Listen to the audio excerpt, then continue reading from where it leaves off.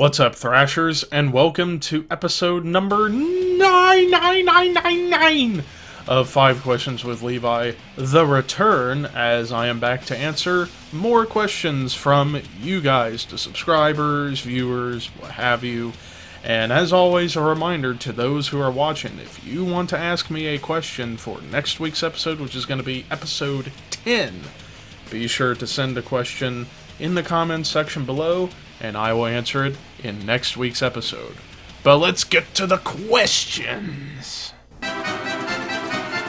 Question number 1 comes from Skate With No Mercy, who asks, going to watch any F1 or IndyCar to get your racing fix?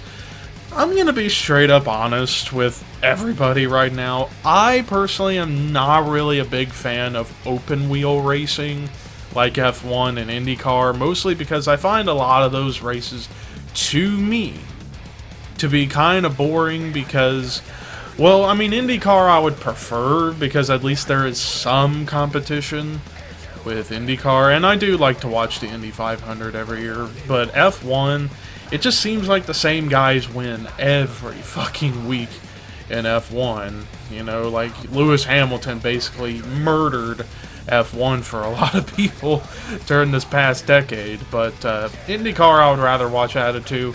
But to get my racing fix, I am actually going to announce right now that with that SRX series starting in June, I will be doing race reviews for all 6 of those races this season, because I am looking forward to seeing how that series is going to go. If they can get a second season next year with a bigger schedule, then holy crap, I'm going to be all in on SRX. So, Ray Evernham and Tony Stewart, let's see what you got in 2021. Question number 2 from Mr. Death Metal, who asks, if you could pick the new vocalist for Fear Factory, who would it be? So, for those who don't know, Burton C. Bell, the original vocalist, the classic vocalist of Fear Factory, left the band in the second half of 2020, even though a new album's coming called Monolith, which his vocals are on. So the next Fear Factory album is the last with Burton C. Bell, and it'll be kind of an end of an era for Fear Factory. But if Fear Factory is going to get a new vocalist, which, I mean, right now, with all this legal stuff, it was between like Burton and Dino against Christian and Raymond. It's been a very, very dodgy thing, and then finally things get settled. Dino and Burton got the name back, but Burton left the band. Or maybe he might come back, you never know. But if he ain't coming back, who would I pick to replace him? It's tough because you have to think of a vocalist who can do the growling vocals and melodic vocals. What they call good cop, bad cop, Beauty and the Beast, whatever you call it, that most metalcore bands use to this day. If I had to choose somebody to replace Burton C. Bell, oh god, maybe Howard Jones would be a good pick because he's a great melodic singer and a solid growler. Maybe Phil Anselmo could be the new Fear Factory singer. That would be quite something to think about. I honestly don't know. To me, Burton C. Bell will always be the voice of Fear Factory, no matter who, if they're going to get a new vocalist. No one can replace Burton C. Bell, in my personal opinion. And if Kamikaze Games happens to be watching this, I'm sure he would agree with me that nobody can replace Burton C. Bell. He was truly a one-of-a-kind singer. So, if I had to go with a solid down-the-line pick, I guess Howard Jones, who used to be in Killswitch Engage, because he's very good on both ends. So, I guess that's more or less my pick. Question number 3 comes from Space Metal Ferrari 248, who asks, is there any particular NASCAR race that you enjoyed but was ruined by Kyle Busch winning? Oh, jeez. Because I have to go back into the memory bank about, like, what was a race that was so good, yet Kyle Busch had to win? A recent one would probably be the 2018 Spring Richmond race, where that race was actually a good race, but Kyle Busch ended up winning it.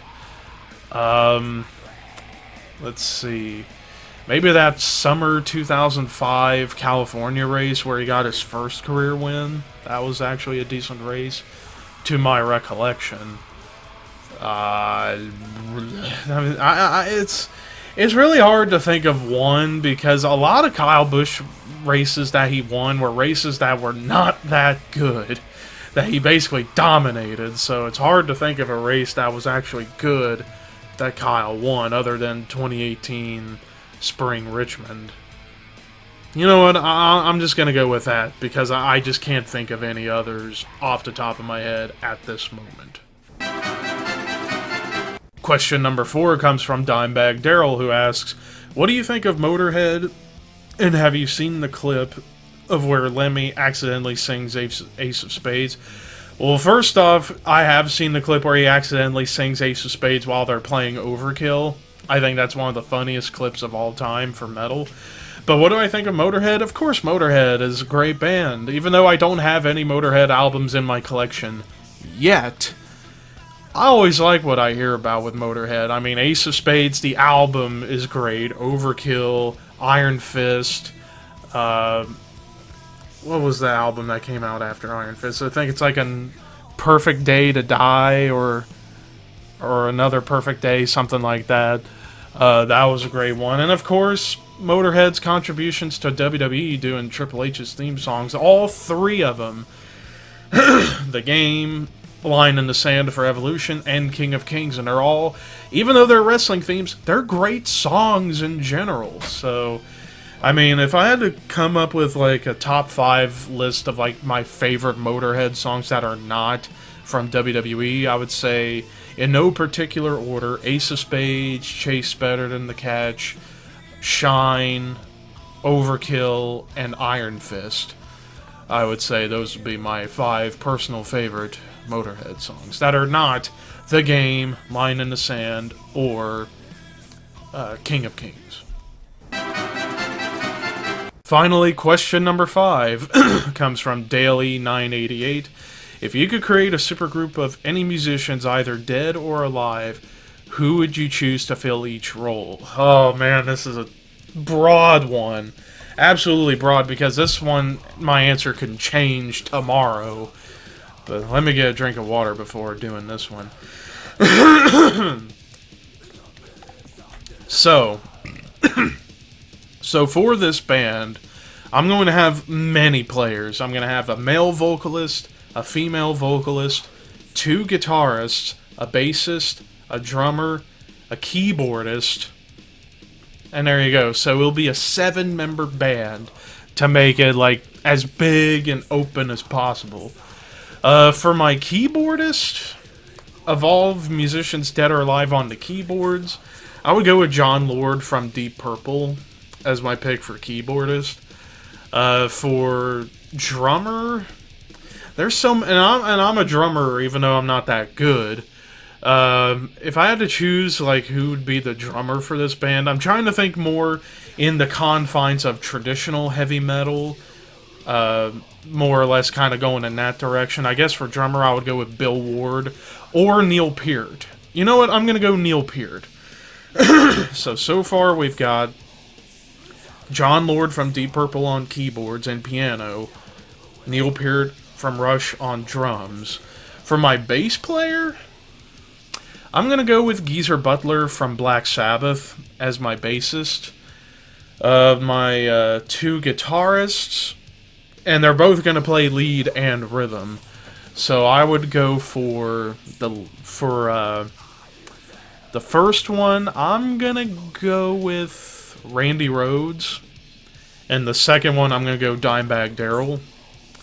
And then for my female vocalist, oh, this is tough, because there are a lot of great female singers out there. I would go with Ann Wilson from Heart, actually. And then for my male vocalist, oh god, there are so many great male singers out there that can really shine. If I had to choose one, for the dynamic purpose, I'm going to go with Bruce Dickinson from Iron Maiden. I think that would be a really cool traditional heavy metal band. So my keyboardist, John Lord from Deep Purple, drummer, Neil Peart from Rush, bassist Geezer Butler from Black Sabbath, guitarist Randy Rhoads from Ozzy and Quiet Riot, and Dimebag Darrell of Pantera, my female vocalist Ann Wilson from Heart, and my male vocalist Bruce Dickinson of Iron Maiden. I think that would be a killer traditional heavy metal band supergroup right there of alive or dead or both musicians. But if you was to ask me like for certain subgenres, I could definitely go into further detail, but unless somebody wants to ask that, I'm not going to get the answer anytime soon. But anyways, thank you guys for watching episode number 9 of 5 Questions with Levi. As always, a reminder to make sure that if you want to ask me a question for next week's episode, episode 10, send the question in the comments below. Until next time, horns high, and I will see you soon.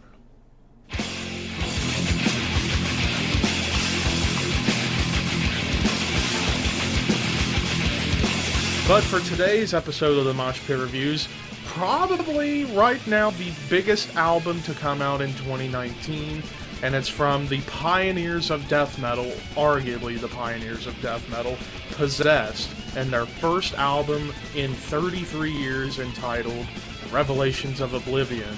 But the point I'm making with the respect Jeff should get, he goes out, tours the world, playing festivals, singing while in a wheelchair, where pop stars, if they get sick, they're just canceled. Jeff goes up in a wheelchair and performs just as hard, if not harder, than any other metal frontman out there. So, total respect for Jeff Becerra. I'd love to see them make another album in the future and see where they go next.